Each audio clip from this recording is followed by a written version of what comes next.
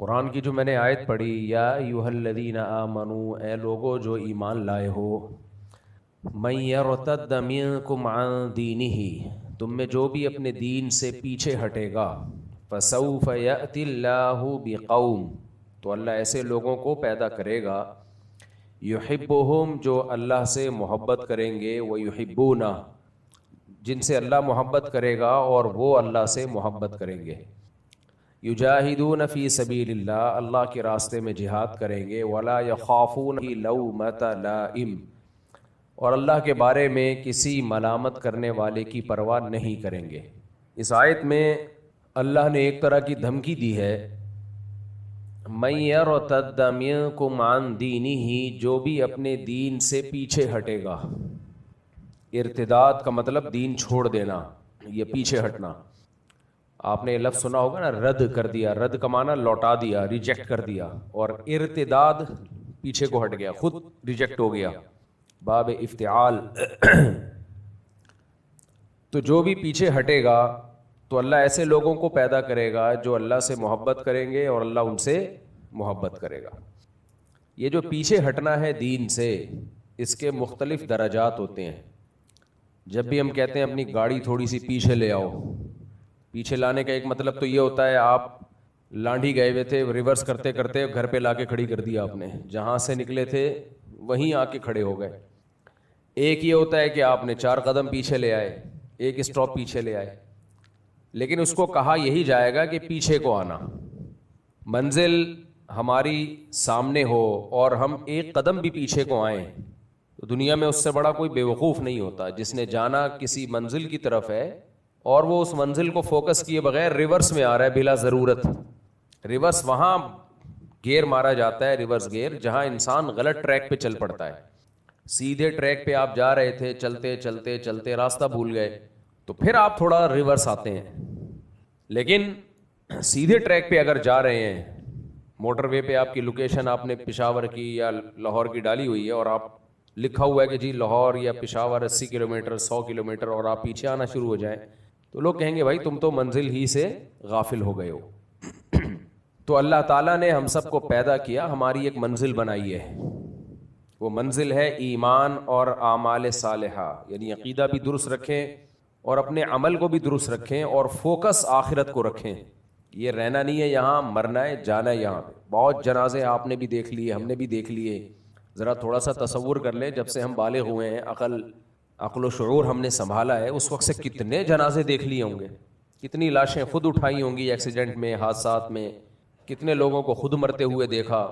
مجھے یاد ہے میرا چھوٹا بیٹا، بالکل چھوٹا سا، اس کو زیادہ شعور نہیں تھا، تو یہاں جنازہ آیا ہے، بہت پرانی بات ہے، تو اس بیچارے کو کیا پتا میت کیا ہوتی ہے، جنازہ کیا ہوتا ہے۔ تو اس نے دیکھا کوئی صاحب لیٹے ہوئے ہیں کفن میں اور نماز پڑھی جا رہی ہے، نہ ہل رہے ہیں نہ جل رہے ہیں، تو گھر میں مجھے آ کے کہنے لگا ابو آج میں نے ایک مرے ہوئے انکل کو دیکھا ہے، یعنی اس کا خیال ہے انکل تو ہیں لیکن یہ تو ہل بھی رہے ہیں، کچھ بھی نہیں کر رہے، تو یہ شاید مرے ہوئے ہیں۔ تو مجھے کہنے لگا آج میں نے چلتے پھرتے انکل تو بہت دیکھے، ایک انکل مرے ہوئے دیکھے ہیں۔ تو اس کی بات پہ تعجب اس لیے ہوا کہ جو مر جاتا ہے اس کو انکل نہیں کہا جاتا، جو مر گیا اس کو یہ نہیں کہا جائے گا مرے ہوئے انکل، مری ہوئی انٹی، مرے ہوئے چاچو، مرے ہوئے خالو، کسی کے خالو یہ سن کے نہ مر جائیں، مرے ہوئے ماموں، مرے ہوئے پھپھا، مرے ہوئے ابو۔ تو مرے ہوئے کو یہ نہیں کہا جاتا، اس کے سارے القاب اس سے چھین لیے جاتے ہیں۔ وہ تو میت ہے، میت کب آئے گی، میت کا جنازہ۔ آپ نے یہ نہیں دیکھا ہوگا کہ جو مرا ہوا ہو اس کو کہا جائے ماموں کو لے آؤ، پھپھو کو یہاں لے آؤ، نہ بھائی میت کو، پھپھو کی میت کو یہاں لے آؤ، خالو کی میت کو یہاں لے آؤ، والد کی ابو کی میت کو یہاں لے آؤ، دادا کی میت کو یہاں لے آؤ۔ تو جب ایک ٹریک ہے، سب نے مرنا ہے۔ مسلمان اپنی منزل سیدھی رکھتا ہے، اسے پتا ہے کہ میں نے آخرت کے لیے بنا ہوں، میں دنیا کے لیے بنا ہی نہیں ہوں۔ اس وقت دنیا میں جو سب سے زیادہ جس چیز نے انسان کو تکبر میں اور اللہ سے غفلت میں ڈالا ہے وہ ترقی ہے۔ وہ پاگل ہو گیا، ترقی کر کے سن کے وہ سمجھ رہا ہے کہ بس یہی ہے، اور وہ اس دنیا کی ترقی کو دیکھ رہا ہے، اپنی حیثیت کو نہیں دیکھ رہا۔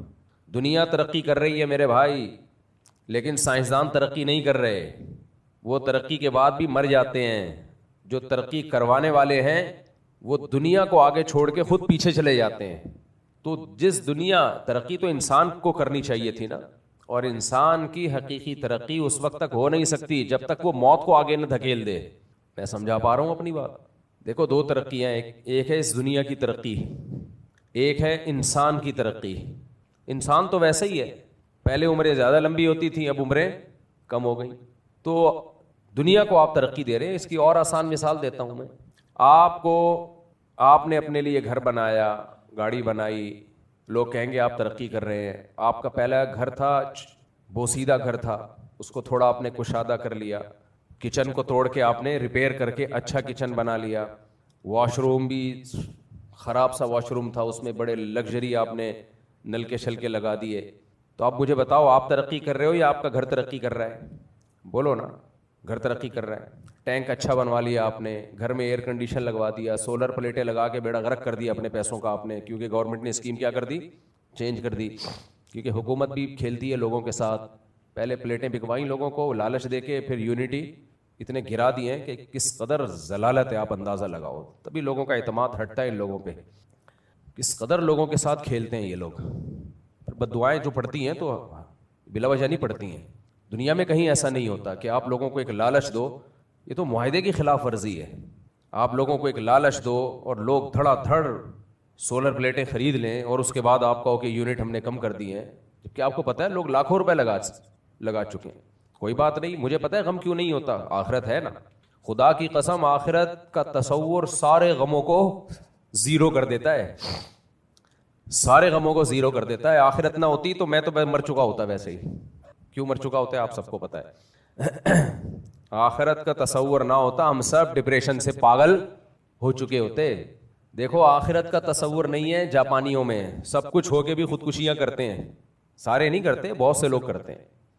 تو ہمارے ہاں آخرت کا تصور ہے, اور صرف تصور نہیں ہے, ہمیں اتنا یقین ہے کہ موت کے بعد زندگی ہے. اللہ نے اس مسئلے کو بہت کلیئر کر دیا ہمارے سامنے, اتنا کلیئر کر دیا ہے کہ اب بہت ساری چیزوں کو انسان, وہ غم ہے بھی نہیں اصل میں, وہ تو نعمتیں میں ڈوبے ہوئے ہم لوگ. لیکن جب آخرت نہیں ہوتی نا سامنے, تو کوئی نعمت تھوڑی سی کم ہو جائے اس پہ بھی پاگل ہو جاتا ہے انسان. غم ورنہ ہم لوگوں کی زندگی میں کہاں ہے بھائی, کھا رہے ہیں پی رہے ہیں. ہمارے غم یہ ہوتے ہیں کہ دوسرے کو دیکھ دیکھ کے جلنا.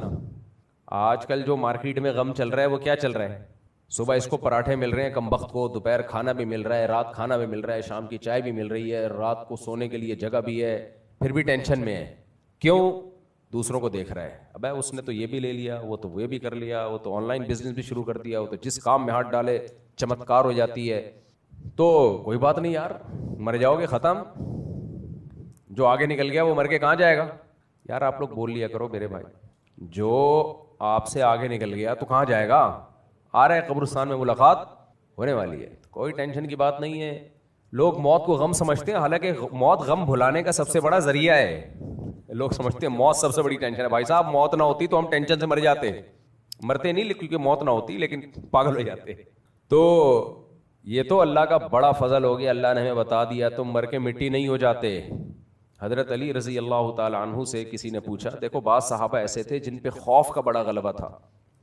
حضرت ابو بکر, حضرت عمر یہ کہا کرتے تھے کاش ہم پیدا ہی نہ ہوتے. جو اہل اللہ ہے نا ان پر اللہ کے, کسی پہ اللہ کے خوف کا غلبہ ہوتا ہے, کسی پہ اللہ کی محبت کا غلبہ ہو جاتا ہے. تو حضرت ابو بکر سے یہ منقول ہے, وہ کہتے کاش میں گھاس کا تنکا ہوتا, کاش یعنی اللہ کے سامنے کھڑے نہ ہونا پڑتا. لیکن حضرت علی رضی اللہ تعالیٰ عنہ سے منقول ہے, وہ فرماتے اگر ہم پیدا نہ ہوتے تو ہم اللہ کو کیسے پہچانتے. تو ان پہ اللہ کی معرفت کا غلبہ تھا. ہم اگر نہ ہوتے یعنی اللہ کی پہچان, اللہ سے تعلق, یہ اتنی بڑی لذت ہے کہ اچھا ہوا ہم پیدا ہو گئے. دیکھو یہ پوری کائنات جو بنی ہے نا, یہ وہ میں گھر والی مثال سے ہٹ نہ جاؤں, مجھے یاد دلانا. گھر کا میں نے واش روم ٹھیک کروا دیا تھا اور کچن ٹھیک کروا دیا تھا. کیا کیا رہ گیا تھا, 2-3 چیزیں رہ گئی تھیں, وہ بھی ٹھیک کرواتا ہوں انشاءاللہ. تو لیکن ٹھیک کروا کے آپ خوش نہ ہو, پھر آپ کو ماروں گا. آپ سمجھ رہے ہیں سب کچھ ٹھیک ہو جائے گا بھائی, ابھی پھر اس کے بعد جس نے بنایا ہے اس کو ماروں گا میں. وہ مثال میں انشاءاللہ کمپلیٹ کروں گا. تو کیا مثال چل رہی تھی ابھی جو, ہاں حضرت علی رضی اللہ تعالیٰ عنہ کی مثال دے رہا تھا میں. حضرت علی رضی اللہ تعالیٰ عنہ فرماتے تھے, ان سے منقول ہے کہ ہم پیدا نہ ہوتے تو اللہ کی معرفت, پہچان کیسے ہوتی. یہ بڑی زبردست بات کی ہے. آج دیکھو سائنسدان جب یہ تحقیق کرتے ہیں نا, ایک ویڈیو میں دیکھ رہا تھا کائنات کی وسعتوں کے بارے میں, مجھے یہ ویڈیوز بڑی اچھی لگتی ہیں, تو کتنی بڑی کائنات ہے اور کیسی کہکشائیں ہیں. تو ایک سائنٹسٹ نے کہا کہ اگر انسان نہ ہوتا تو یہ سب تو راز چھپے رہتے. کون کہتا کہ اسے کیوں بنایا گیا ہے, کس مقصد کے لیے بنایا گیا, اتنی بڑی کائنات جس کے رازوں سے پردے اٹھ رہے ہیں. تو کوئی تو ہو جو سبحان اللہ کہنے والا ہو. یہ اس کی بات کو میں اپنے الفاظ میں بیان کر رہا ہوں, اس نے سبحان اللہ الحمدللہ نہیں کہا, وہ تو صلو علی الحبیب والے بھی نہیں تھے. تو کون ہوگا جو اس کائنات کو دیکھ کے اس کے رازوں کو فاش کرے گا اور اس کی گہرائیوں میں غوطے لگائے گا اور ہر روز کوئی نت نئی تحقیقات سامنے لائے گا. تو جانوروں میں تو یہ کچھ بھی نہیں ہے, وہ تو پیدا ہوئے مر گئے ختم. تو اس سے اس حدیث کی تائید ہوتی ہے. وہ حدیث تو کمزور ہے, ضعیف ہے, لیکن اس کا مفہوم درست ہے, قرآن سے ثابت ہے اس کا مفہوم. کنت کنزا مخفیا, اللہ کہتے ہیں میں چھپا ہوا خزانہ تھا, میں نے چاہا کہ میں ظاہر ہو جاؤں, اس لیے اللہ نے انسان کو پیدا کیا. یعنی اللہ نے جو کائنات بنائی, اپنی طاقت, اپنی قدرت, اپنے کمالات, کوئی اس کے کمالات کو پہچاننے والا تھا کیا؟ فرشتے تو اللہ کو دیکھ رہے ہیں, ان کو اس مادی حقیقت کو تھوڑی پتہ ہے کیا کیا کمالات ہیں. وہی وعلم آدم الاسماء کلہا, اللہ نے اس زمین کی جتنی بھی مادی اشیاء ہیں ان کے حقائق آدم علیہ السلام کے سامنے کھولے ہیں, فرشتوں کے سامنے نہیں کھولے, ان کو پتہ ہی نہیں ہے, ان میں یہ صلاحیت ہی نہیں ہے. تو انسان ہے جو یہاں چیزوں کو دیکھ کے حیران ہوتا ہے, بھائی یہ کیسے, یہ کیسے, یہ کیسے, یہ کیسے. تو وہ پھر بنانے والے کی تعریف کرتا ہے. کوئی بھی دنیا میں مینوفیکچرر کمپنی ہو یا کوئی بنانے والا ہو, وہ اپنی بنی ہوئی پروڈکٹ سے پہچانا جاتا ہے. دیکھو جو نظر آ رہا ہو وہ دیکھ کے پہچانا جاتا ہے, جو نظر نہ آ رہا ہو وہ ان چیزوں سے پہچانا جاتا ہے جن چیزوں کو اس نے, میں جملہ جان کر ادھورا چھوڑتا ہوں تاکہ آپ اس کو کمپلیٹ کر لیں. جو بنانے والا ہوتا ہے اور نظر نہ آ رہا ہو تو ہمیں وہ اپنی بنی ہوئی چیزوں سے پہچانا جاتا ہے. پولیو کی ویکسین جس نے بنائی اور جس نے پوری دنیا میں پھیلائی نا, پوری دنیا اس کو سلام کرتی ہے, پوری دنیا اس کو سلام کرتی ہے کہ اس نے انسانیت کی بڑی خدمت کی, سوائے پاکستانیوں کے, سوائے پاکستانیوں کے. تو بہت سارے کام الحمدللہ ہمارے یہاں ایسے ہیں کہ وہ سازش سازش سازش ہر چیز کو, کیونکہ ہم نے جن حکمرانوں کو اکثر کو دیکھا کہ وہ سازشی ہیں, تو ہمارا سسرال کو دیکھا وہ سازشیں کرتا رہتا ہے ہمارے خلاف. سسرال والوں نے اپنے سسرال کو دیکھا کہ وہ سازشیں کرتا رہتا ہے. امام نے کمیٹیوں کو دیکھا کہ میرے خلاف سازشیں کرتی رہتی ہیں. کمیٹیوں نے امام کو دیکھا یہ مسجد پہ قبضہ کرنے کے چکر میں ہمارے خلاف سازشیں کر رہا ہے. باس کو دیکھا, اپنے امپلائیز کو دیکھا, آپ کے جو ساتھ تھے ان کو دیکھا کہ وہ آپ کے خلاف دفتر میں سازشیں کر رہے ہیں, آپ کی ٹانگیں کھینچ رہے ہیں اور باس کے سامنے آپ کی برائیاں کر رہے ہیں, آپس میں بھی برائیاں کر رہے ہیں. جب آپ سامنے بیٹھتے ہیں تو ایسا لگتا ہے اس سے زیادہ کوئی نیک دنیا میں پیدا ہوا ہی نہیں ہے. تو ہر جگہ آپ کو اسٹیبلشمنٹ کو آپ نے دیکھا, الیکشن میں کون کھڑا ہو رہا ہے, جتوا کس کو رہا جا رہا ہے, ٹھیک ہے نا. ایسی جگہ سے لوگ جیت رہے ہیں جہاں سے کھڑے ہوئے ہی نہیں. اچھا, پھر سیاستدانوں کو دیکھا ایک دوسرے کی ٹانگیں کھینچ رہے ہیں, سازشیں کر رہے ہیں. اسٹیبلشمنٹ کو جب اپنی باری آتی ہے تو باپ بناتے ہیں, جب اپنا مسئلہ نہیں ہوتا تو پھر وہی سب سے ملک دشمن بن جاتی ہے, وغیرہ وغیرہ وغیرہ وغیرہ وغیرہ. اس پہ بولنے کے لیے بہت کچھ ہے. تو اتنی سازشیں پاکستانیوں نے دیکھی ہیں, اتنا کچھ دنیا میں دیکھا ہے. اب تو سڑک بن رہی ہوتی ہے, ایسا لگتا ہے کہ یہ کیا ہے, سازش ہے. اچھا کام بھی ہو رہا ہوتا ہے, یہ کیا لگتا ہے, گٹر کے ڈھکن لگ رہے ہیں, لگتا ہے یہ بہت بڑی گیم کھیلی جانے والی ہے. ہمارے گیم اصل میں یہ گیم مذکر لفظ ہے اردو میں, یہ پنجاب میں جا کے مؤنث ہو گیا. ایسا لگتا ہے بہت بڑا گیم کھیلا جانے والا ہے ہمارے ساتھ. گٹر کے ڈھکن لگ رہے ہیں, اس کا مطلب ٹینٹ کچھ ہونے والا ہے, ٹھیک ہے. یعنی کوئی تھوڑا سا ہمیں منہ میں مٹھائی دے کے خوش کیا جا رہا ہے بڑے زہر کے انجیکشن کے لیے. بعض دفعہ دیکھو قرآن میں آتا ہے نا, سنستدرجہم من حیث لا یعلمون. جتنی پچھلی قوموں پہ عذاب آیا ہے, وہ جب ان پہ شروع میں آزمائشیں آتی تھیں وہ پھر بھی نہیں سدھرتے تھے, تو پھر اللہ ان کو ترقی دیتا تھا کہ ٹھیک ہے پھر غافل ہو جاؤ, پھر ایک ہی دفعہ میں ماروں گا. تو حکومت کچھ اچھے کام کر رہی ہوتی ہے, ہمیں ایسا لگتا ہے اب اس بڑی چپت لگانے والے ہیں, اب ہمیں 2-4 ڈھکن وکن لگا کے اب کچھ بہت بڑا گیم کھیلا جانے والا ہے ہمارے ساتھ. تو پیٹرول سستا ہو جائے تو لگتا ہے کہ اب ڈبل مہنگا ہوگا. کیا خیال ہے بھائی؟ میں نہیں کہہ رہا ایسا ہوگا, مجھے نہیں پتا. ڈالر اگر اوپر نہیں جا رہا, لگتا ہے کہ اب کچھ اور ہونے والا ہے, کچھ اور اوپر جا رہا ہے جو بتا نہیں رہے. تو ہم نے منفی چیزیں اتنی دیکھی ہیں, کوئی آپ سے تمیز سے بات کر رہا ہو, لگتا ہے پیسے مانگنے والا ہے آپ سے. تھوڑی دیر میں آپ سے کیا مانگے گا, ورنہ کون تمیز سے بات کرتا ہے بھائی آج کل. تو ہر وقت منفی چیزیں اتنی زیادہ ہم دیکھ چکے ہیں کہ اب ہمیں ہر چیز میں سازش کی بولو بو آتی ہے. تو پھر وہ جو بڑی طاقتیں وہ تو ہیں ہی ہمارے خلاف سازشی, تو اب ان کے کچھ کام اچھے بھی ہوتے ہیں تو ہمیں کیا لگتے ہیں, سازش. تو یہ ہمارا قصور نہیں, ہم جس ماحول میں پیدا ہوئے بڑے ہوئے تو وہ اسی ٹائپ کا ماحول ہے, تو اس لیے اب اس کو آہستہ آہستہ ہی ٹھیک ہوگا, یہ یعنی اور خراب ہوگا, یعنی استغفر اللہ, ٹھیک ہوگا. تو خیر ہم اپنے ٹاپک کی طرف آتے ہیں, کہاں کہیں اور چلے گئے. تو اس کائنات کو جو اللہ نے بنایا ہے, اللہ تو ہمیں نظر نہیں آتا, تو اس نے بنا کے دکھا دیا کہ میں کیسا ہوں.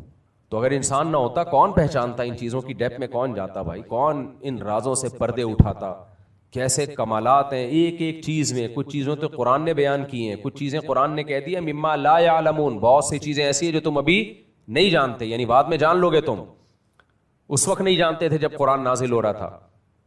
تو اب اتنا کچھ اس اللہ نے بنا دیا, تو اس اللہ کو پہچاننا, سیدنا علی رضی اللہ عنہ فرماتے تھے ہم پیدا نہ ہوتے تو ہمیں کیسے پتا چلتا کہ اللہ کیسی ذات ہے وہ. تو میں وہ مثال دے رہا تھا گھر کی کہ انسان تو دنیا ترقی کر رہی ہے, انسان ترقی کر نہیں سکتا. دنیا ترقی کر رہی ہے, انسان میں ترقی کے خلاف نہیں ہوں, کہیں آپ مجھے سمجھیں کہ ترقی کا جو کانسیپٹ اسلام میں ہے وہ کئی بار میں بیان کر چکا ہوں. اس ترقی کو آخرت کا ذریعہ بنایا جائے, اگر وہ ترقی آخرت کا ذریعہ ہے تو ٹھیک ہے, نہیں ہے تو پھر وہ بیکار ہے. ایسی تو فرعون نے بڑی ترقی کی ہے بھائی, اور اس ترقی کو ان حدود میں رکھا جائے جو حدود اللہ اس کے رسول صلی اللہ علیہ وسلم نے بتائی ہیں, پھر وہ ترقی نعمت ہے. تو ترقی کی مثال دے رہا تھا, گھر کوئی شخص ٹھیک کر رہا ہے تو گھر ترقی کر رہا ہے کہ نہیں کر رہا, اچھے نلکے لگا دیے اس نے, باہر صفائی کروا دی اس نے, تو لیکن پتا چلا کہ جی اس کو تو کینسر ہے. جب گھر مکمل ہو گیا تو آپ کو کیا پتا چلا کہ جو گھر بنانے والا ہے اس کو بہت خطرناک کینسر, آخری اسٹیج پہ چل رہا ہے وہ کینسر. تو لوگ کیا کہیں گے, آپ کے گھر نے ترقی کی ہے یا آپ نے ترقی کی ہے؟ بولو نا, گھر نے ترقی کی ہے, آپ نے تھوڑی کی ہے. اس کا فائدہ اس کو ہوگا جب آپ کے مرنے کے بعد کوئی دوسرا آئے گا اس گھر میں, لیکن اس کو بھی فائدہ نہیں ہوگا, اس لیے کہ ہو سکتا ہے اس کو بھی کچھ وقت کے بعد جا کے پتا چلے کہ جی ٹی بی ہے اس کو, یا اس کو کینسر سے بھی ایڈز ہو گیا, اس کو کینسر سے بھی زیادہ خطرناک کوئی بیماری ہو گئی ہے وغیرہ وغیرہ. آپ کہہ سکتے ہیں ساری دنیا کو کینسر تھوڑی ہے. دیکھو یہ تو ہم کمپیئر کر رہے ہیں نا ایک دوسرے کے ساتھ کہ اس کو کینسر ہے اس کو نہیں ہے. بھائی کمپیئر کیوں کر رہے ہو؟ ہم دنیا میں ترقی اپنی ترقی کے لیے کرتے ہیں, لیکن ہماری ترقی کی راہ میں سب سے بڑی رکاوٹ موت ہے.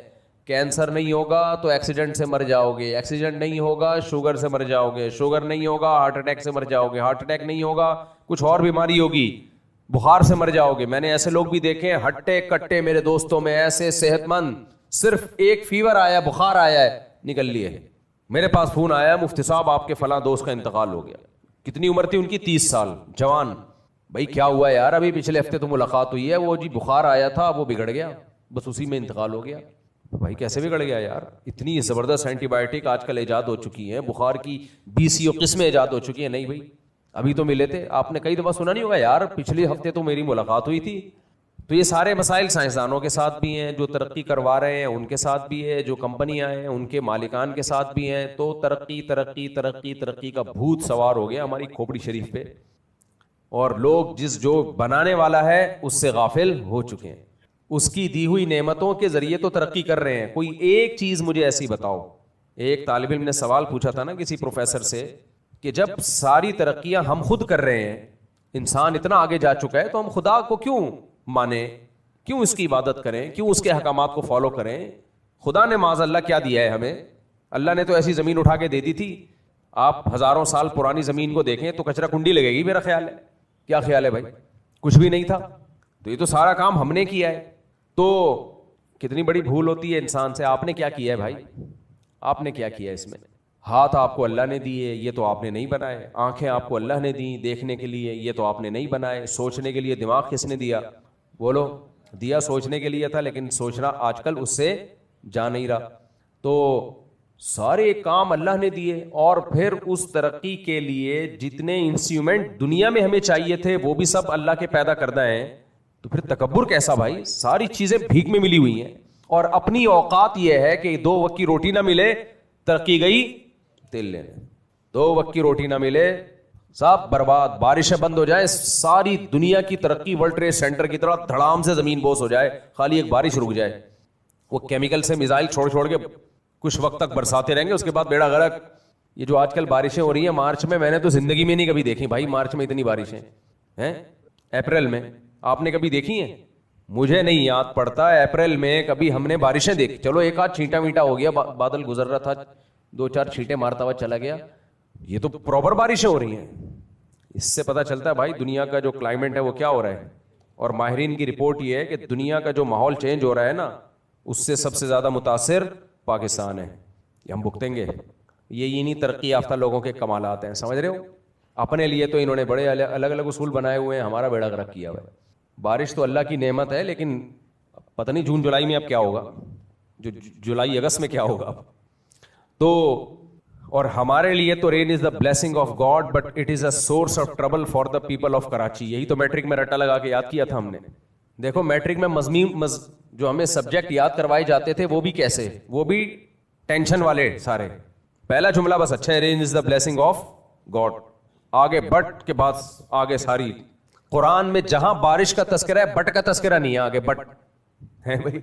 कुरान हमेशा बारिश के बारे में कहता है, अल्लाह की रहमत, अल्लाह की नेमत, मैं इसके जरिए मुर्दा जमीन को जिंदा करता हूं, चश्मे जारी करता हूं। लेकिन कराची में जब बच्चे को मैट्रिक में मजमून याद करवाया जा रहा है तो पहला जुमला तो कुरान से ले लिया, rain is the blessing of God, but के बाद सोर्स ऑफ ट्रबल की सारी अकसाम बयान कर दी। ट्रैफिक जाम हो जाता है, गटर से यहां से लोग गिरते हैं, दूसरे से निकलते हैं, बीमारियां फूटती हैं, वो पूरा मजमून अभी मुझे याद नहीं है। तो तभी तो हमारा दिमाग क्या हो चुका है, मनफी। जो चीज जो सबसे बड़ी अल्लाह की नेमत है उसमें भी हम घबराना। सबसे पहले तो लाइट जाती है, 2-4 छींटे पड़ते लाइट गई, यानी केयर है भाई, पब्लिक की केयर का ख्याल है कि करंट लगने से कोई मर ना जाए। तो आने के बाद भी तो करंट लग सकता है भाई, और लगते हैं, लोगों को खंबे से चिपके हुए होते हैं। अल्लाह बचाए, सबको जिंदगी दे। खैर, फिर हम अपने दुखड़ों की तरफ चले जाते हैं, बार बार टॉपिक चेंज होता है। तो मैं ये अर्ज कर रहा था कि आपने घर बना लिया, आपका घर तरक्की कर गया, बहुत कुछ हो, आपने कपड़े अच्छे बना लिए, वेस्ट कोट अच्छी पहन लिया आपने, और सूट टाई बनवा लिया आपने, शूज़ भी अच्छे खरीद लिए। तो ये कंपनियां तरक्की कर रही हैं, वेस्ट कोट की कंपनी ने भी तरक्की कर ली होगी, जूतों की कंपनी ने भी तरक्की कर ली होगी। आप तो मेरे भाई तरक्की जब होगी जब आप मौत को धकेल दो। आप तो रोज बरोज फांसी के फंदे के करीब जा रहे हो। जब मैं ये मिसाल देता हूं ना फांसी के फंदा, तो लोग डर जाते हैं, अबे फांसी, हमें थोड़ी फांसी होने वाली है। तो भाई जिसको फांसी होने वाली होती है तो फांसी के बाद उसको क्या होता है, वही होता है जिसको नहीं होने वाली होती। क्या ख्याल है? अबे भाई जिसको फांसी सुना दी गई हो, 10 साल कैद बामुशक्कत या 10 साल कैद बिला मुशक्कत और के बाद फांसी, तो उस फांसी वाले को फंदे में लटका के मार दिया जाता है ना, तो मुझे और आपको फंदे में लटकाए बगैर मार दिया जाएगा। फर्क यह है कि जो मौत का जो तरीका होगा वो क्या इख्तियार किया जाएगा। किसी को ट्रक के नीचे लाके मारा जाएगा, डंपर के नीचे कुछ स्टिकर बनाया जाएगा उसका, किसी को जो है कैंसर से मारा जाएगा, किसी को शुगर से मारा जाएगा, किसी को गुर्दों खराब करके मारा जाएगा, कोई ससुराल के हाथों पिटेगा, कोई दूसरी करेगा, और डिप्रेशन से मारा जाएगा, सिर्फ डिप्रेशन से तो मरेगा भाई। नहीं यकीन आता, आप हमारे यहाँ के जनाजे देख लिया करो, हर हफ्ते कोई एक आध तो आया हुआ होता है। हमारे तो करीब करीब मस्जिदें जनाजे भी डिवाइड हुए हुए होते हैं। अगर एक महल्ले में एक मस्जिद होती तो अब जनाजे ही हो रहे होते हैं। यहाँ हरम में देख लो आप, जो लोग उम्रा करने हज करने जाते हैं, हर नमाज के बाद अस्सलातु अलल जनाइज, और वो एक जनाजा नहीं होता, याद रखो। हरम में जो जनाजा हो रहा होता है, इमाम हरम मस्जिद नबवी में या मस्जिद हराम में जब जनाजे की नमाज पढ़ाते हैं तो वो एक नहीं रखा हुआ होता, कई जनाजे एक नमाज में होते हैं। थोड़ी सी आबादी कहीं बढ़ जाए तो फिर जनाजों का रेशो देखा करो। तो मैं आपको डरा नहीं रहा, ना कुरान हमें मौत याद दिला के डराता है,